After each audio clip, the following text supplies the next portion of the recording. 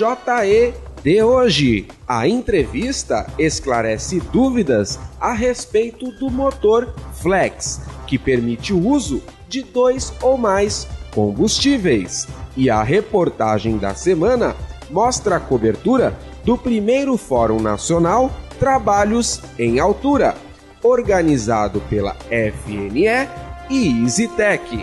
E também, veja agora, no ponto.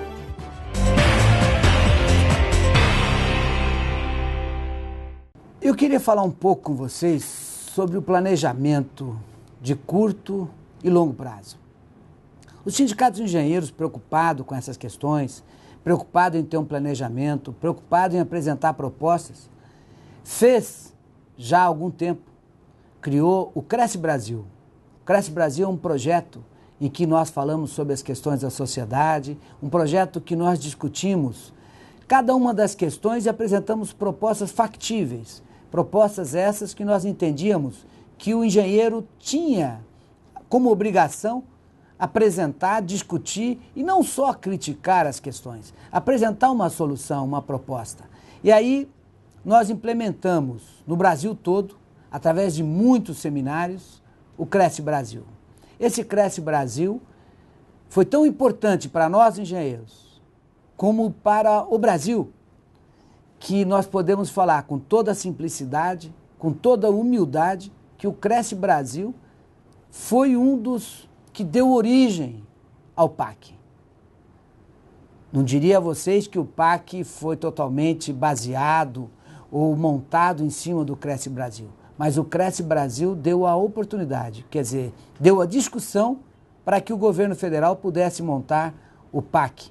PAC hoje, que nós entendemos que não é a solução total para o país, mas é um princípio de um trabalho, é uma iniciativa que nós podemos admitir séria e com condição de melhorar cada vez mais a nossa qualidade de vida e pensar de fato na população como nos seus problemas e nas soluções deles todos.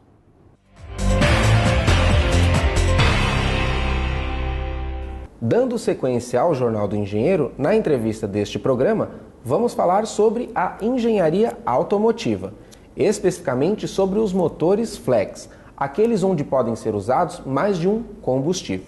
Para conversar conosco, trouxemos Ederson Conte, que é químico e gerente de engenharia da Bosch. Ederson, prazer recebê-lo aqui no Jornal do Engenheiro. Obrigado, o prazer é meu. Ederson, vamos começar o nosso papo fazendo um panorama da engenharia automotiva brasileira no mundo. Nós somos bem quistos internacionalmente por conta do trabalho que desenvolvemos aqui? Sim, o engenheiro brasileiro tem a mesma competência se comparada à engenharia internacional. Nós temos até algumas qualidades que se destacam, por exemplo, a nossa criatividade. Pelo fato de estarmos sempre vivenciando determinadas crises, nós acabamos sendo muito criativos para solucionar os problemas trazidos por essas crises. Então, comparando as nossas engenharias, nós temos a mesma competência internacional. Perfeito. Entrando talvez no tema da nossa criatividade, antes de falarmos do motor Flex, criamos o Proálcool na década de 70, né? Quando a matriz principal, mas principal mesmo, hoje é a principal, mas nem se falava em combustíveis alternativos, criamos o Proálcool, né? Pois é, há décadas atrás, no século passado ainda. Né? Então... Perfeito. E em relação à autossuficiência, nós hoje temos tecnologia, acesso a peças e para construir os motores aqui, ou nós dependemos ainda muito de importação? Não. A indústria brasileira tem competência e capacidade de produzir a maioria das peças que equipam os veículos automotivos hoje, tanto do lado diesel quanto do lado ciclo Otto. Eventualmente, um ou outro componente precisa ser importado, em função de características de construção, em função da viabilidade econômica, da produção de escala. Então, esse balanço é feito. Mas, de uma maneira geral, a indústria brasileira consegue fornecer para todas as montadoras todos os componentes necessários para fazer um carro. Basicamente, a gente tem competência, tem capacidade de produção de todos os componentes aqui. Perfeito. Entrando agora no motor Flex. Como surgiu esta tecnologia e qual foi o papel brasileiro neste contexto? Então aí entra a criatividade do engenheiro brasileiro. No início dos anos 90, nós passamos por uma crise bastante séria de abastecimento. Os mais antigos vão se lembrar disso, não é o teu caso, mas nós tivemos que procurar alternativas para manter os veículos abastecidos com gasolina. Misturamos aí algumas álcool com etanol, com metanol, com gasolina, enfim, buscamos alternativas. Nessa época, então, nós começamos a pensar em como evitar esse tipo de dificuldade. Quer dizer, muita gente deixou de usar o carro porque não tinha álcool ou porque não tinha gasolina. Então, por que não desenvolver um sistema que pudesse gerenciar o combustível gasolina e álcool? Naquele momento, a gente estava muito preocupado com a questão de gasolina e álcool. Tanto que a produção do veículo a álcool foi quase 100% do motor a álcool num determinado momento e ela estava decaindo e chegou a zero nos anos seguintes. Nós começamos então a criar aí um protótipo, gerenciando e juntando os componentes de álcool. E então em 92 a gente montou um veículo, um protótipo e começamos a distribuir esse veículo, apresentar esse veículo para as montadoras. Obviamente que por ser novidade, por ser uma inovação, a gente teve muito trabalho de convencimento, de discussão técnica com nossos parceiros, com os nossos clientes, com nossos fornecedores também. E então fechamos um pacote assim, olha, precisamos realmente ter um sistema que identifique que combustível que está sendo usado, que permita que o consumidor final, ou que o motorista, não fique dependente do estoque de combustível existente. E também que dê a oportunidade do usuário escolher que combustível que ele quer usar, né? Do ponto de vista do usuário. Qual é o benefício que ele teria em usar esse ou aquele combustível. E aí, desde então, a gente tem trabalhado e culminou, então, com o lançamento em larga escala, em 2003, dos veículos Flex Fuel.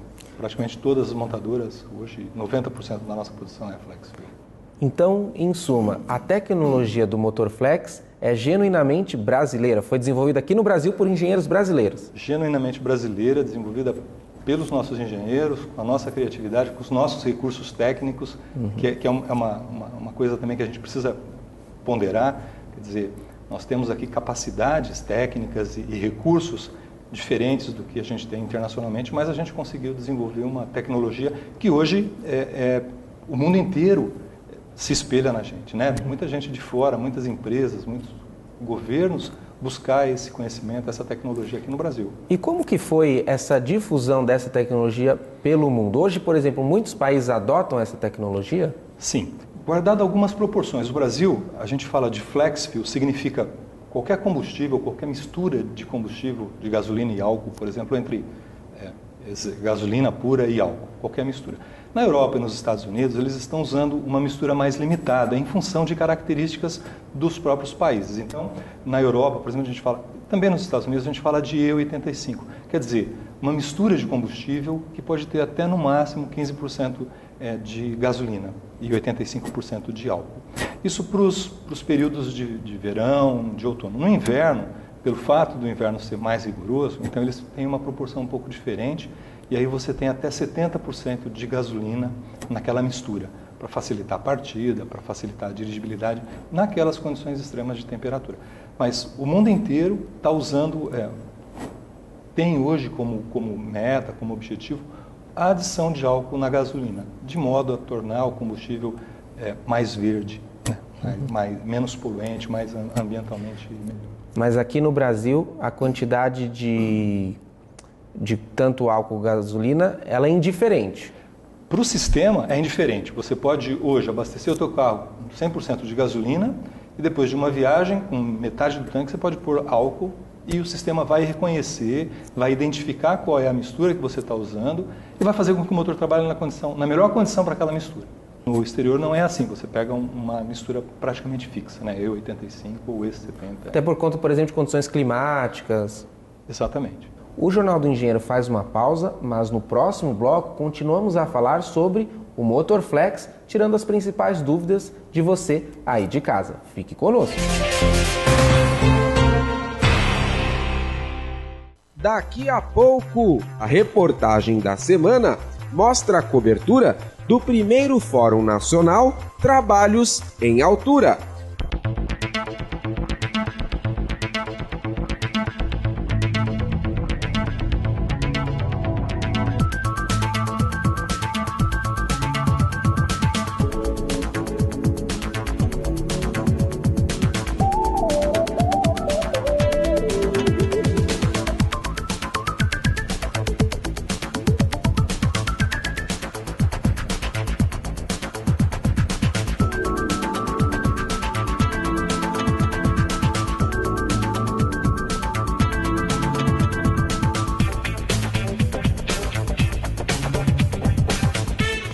O JE publicou as oportunidades do século XXI. Setor de petróleo e gás está entre os mais promissores aos engenheiros. Veja a íntegra em nosso portal na internet. A entrevista do Jornal do Engenheiro está de volta e neste programa estamos tratando a respeito do motor flex, todas as suas potencialidades e todos os seus desafios. Estamos recebendo aqui Ederson Conte, que é gerente de engenharia da Bosch. Ederson, aproveitando a sua presença aqui, já sabemos que o motor flex é uma tecnologia genuinamente brasileira, desenvolvida pela criatividade dos nossos engenheiros. Agora tratar com você sobre a importância das empresas e da engenharia brasileira investir em pesquisa, porque toda grande invenção nasceu há muito tempo, depois de muitas tentativas e erros, né? Podemos ver a história de Thomas Edison para criar a nossa querida lâmpada. A importância da pesquisa e deste investimento da nossa indústria em inovação. É fundamental que as empresas investam em tecnologia. A Bosch é uma empresa que investe muito em tecnologia. A inovação, a tecnologia garante ou perpetua a empresa. Nós precisamos, além da empresa investir, nós precisamos ter uma infraestrutura que permita ou que possibilite esses investimentos, através de financiamentos, através de subsídios. De alguma maneira, o setor público tem que se aliar ao setor privado para que as empresas continuem investindo em desenvolvimento, em tecnologia, em inovação. Valorizando a inovação tecnológica que o Conte citou, o Sindicato dos Engenheiros no Estado de São Paulo instituiu o EasyTech, que é um instituto que, a partir de 2013, já vai poder, após o devido credenciamento no MEC, proporcionar para a sociedade um conteúdo de graduação em engenharia da inovação. Este ano, já cursos livres de pós-graduação já estão sendo oferecidos pelo sindicato, através do EasyTech, sempre com este intuito: valorizar a inovação tecnológica tão necessária para o desenvolvimento brasileiro. Conte, avançando com você nos temas, uma dúvida que as pessoas têm bastante. A mistura, você disse que o motor flex brasileiro tanto faz a mistura, o sistema trabalha bem. Mas existe aquela mistura, aquele grau que deixa o motor mais eficiente, principalmente para aqueles alucinados pela octanagem, pelo motor mais potente. Existe uma mistura que faz o motor trabalhar com mais potência, por exemplo? Não. Na verdade, o sistema de gerenciamento do motor, ele teve como principal objetivo fazer com que o veículo, o motor, quando ele é abastecido com gasolina, ele tem o mesmo desempenho que o motor, se fosse originalmente a gasolina. Se fosse abastecido só com álcool, ele teria o mesmo desempenho só com álcool, né? Não existe uma mistura mágica que eu digo, olha, coloca 20% de gasolina com 80% de álcool que o motor vai rodar redondo. Não existe isso. Na verdade, o objetivo é dar ao usuário, ao motorista, a oportunidade ou a facilidade de optar pelo que ele achar melhor. E o motor flex brasileiro, ele só pode ter ou gasolina ou etanol, ou há motores que podem ter outros combustíveis misturados? Então, se a gente falar do motor do ciclo Otto, esse motor existe nos carros de passageiro, né, porque não é permitido aqui no Brasil ter veículos de passageiro a diesel. Os veículos do ciclo Otto, que tem uma vela de ignição, eles podem usar álcool, gasolina ou até o gás natural. Existe também essa possibilidade, você ter o combustível líquido e o combustível gasoso. Na questão dos veículos diesel para veículos de carga, Então existe a possibilidade também de ter um flex aí. É você combinar o diesel com o gás natural ou combinar o diesel com o etanol. O diesel serviria, por exemplo, para iniciar a combustão do outro combustível, sendo a chama uma chaminha piloto, ou faria o que a vela, a ignição, faz no Otto, faria no motor diesel. Então existe possibilidade sim de ter outros flex, motores flexíveis. Perfeito. Existem desvantagens técnicas inerentes ao motor flex? Com relação ao motor, ao hardware motor, não existe dificuldades técnicas. Uma das dificuldades, como eu já citei, era a questão de partida a frio, né? Mas não está relacionada ao hardware motor, e sim à qualidade ou à característica do combustível álcool. O álcool tem uma característica que é difícil de volatilizar a temperaturas mais baixas, e isso prejudica a formação da chama inicial. Mas para isso, nós buscamos soluções. A engenharia buscou uma forma de resolver isso através. Alguns usam um algoritmo para calcular ou para prever qual é a mistura, outros usam um sensor no escapamento, outros usam um sensor antes da combustão.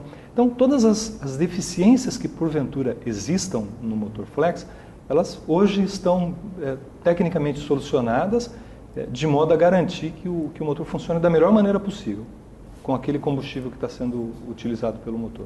Perfeito. Conti, a gente tem também aqui no Brasil várias particularidades, você falou da criatividade para solucionar problemas. Nós, às vezes, temos uma também criatividade para inventar problemas, né? Então, por exemplo, a nossa safra atualmente de cana baixou, ou seja, menos álcool nos postos, encarece o produto. Crises internacionais, né? O Brasil está importando cada vez mais combustível, que é o petróleo, a gasolina, e também o que nós produzimos aqui não é suficiente para o mercado interno, então gasolina aumenta. Ainda assim, neste cenário que um aumenta e o outro também aumenta, o motor flex ainda assim é vantajoso diante dessas vicissitudes aí econômicas? Além disso, a gente também está vendendo mais carro, né? Então aumenta a frota, perfeito. Aumenta o consumo. Aumenta o consumo. Mas realmente, como eu disse, a ideia do flex é você dar a opção para escolher o que é melhor para você. Seja financeira, seja de desempenho. O custo-benefício tem que ser avaliado pelo próprio usuário do veículo. Então, se o álcool está muito caro, por exemplo, subiu muito o preço, e o custo-benefício para o usuário, para ele é melhor ele usar álcool em função de características que ele encontra no dia a dia no uso do veículo, então ele pode escolher pelo álcool, mesmo sendo ligeiramente mais caro. Se ele prefere o uso do veículo, para ele o custo-benefício é melhor usar gasolina, ou usar uma mistura, parar no posto e falar, olha, eu quero que você abasteça um pouco disso, um pouco daquilo. Então o flex traz essa facilidade de escolha, e aí não depende muito mais do custo em si do produto, né, do combustível, e sim do custo-benefício do usuário do veículo. Perfeito. O Jornal do Engenheiro aqui conversou com Ederson Conte, que é gerente de engenharia da Bosch. Falamos sobre a tecnologia do motor flex, que é uma tecnologia genuinamente brasileira. Conti, quero muito agradecer a sua presença aqui e deixar a câmera aberta para as suas considerações finais.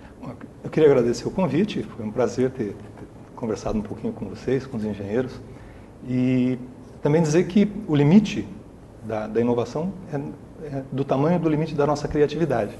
Então, acho que essa iniciativa do sindicato, colocar um curso de graduação em inovação tecnológica é muito importante e é sempre bem-vinda pela indústria, com a visão de que a gente precisa manter o nosso negócio e é baseado na inovação e na criatividade. Obrigado. Ok, muito obrigado. O Jornal do Engenheiro não termina aqui. Fique conosco, temos mais conteúdos. Os associados ao CESP têm direito a vários serviços de seguros com preços diferenciados. Proteja seu automóvel, casa, empresa e até viagens. Acesse www.cesp.org.br e saiba mais. O CESP promove o ciclo de debates intitulado a engenharia e a cidade. Os candidatos à prefeitura paulistana debatem os programas de governo e recebem sugestões da categoria. São Paulo precisa descentralizar-se, porque ao longo de décadas nós colocamos tudo no centro, Os supermercados e mercados, o comércio, então essa cidade vem para o centro. Veja bem, se nós colocarmos exatamente um desenho como este, como colocamos onde nós vamos descentralizar, nós vamos tirar de São Paulo o principal, que é exatamente essa estrutura organizacional toda focada no centro da cidade. Se nós ousarmos em dizer que é fundamental retirarmos a rodoviária do Tietê, onde temos hoje, onde são 25 mil ônibus dia, 125 mil pessoas dia que por ali passam e congestiona a marginal do Tietê, não sei se os senhores têm esses números, é o grande provocador de caos no trânsito da marginal, no início da marginal Tietê, onde a Dutra, a Carvalho Pinto, né, a Fernão Dias, ali dão, e chega ali, trava tudo. Está o caos no trânsito generalizado. Então, vamos deslocar a rodoviária do Tietê para a região, por exemplo, de Guarulhos, próximo a Rodoanel, e aí nós teremos, com certeza, mais fluido aquele trânsito. O evento é aberto ao público e transmitido ao vivo pelo nosso portal na internet, que também armazena os conteúdos na íntegra. Acesse e saiba mais sobre os próximos debates.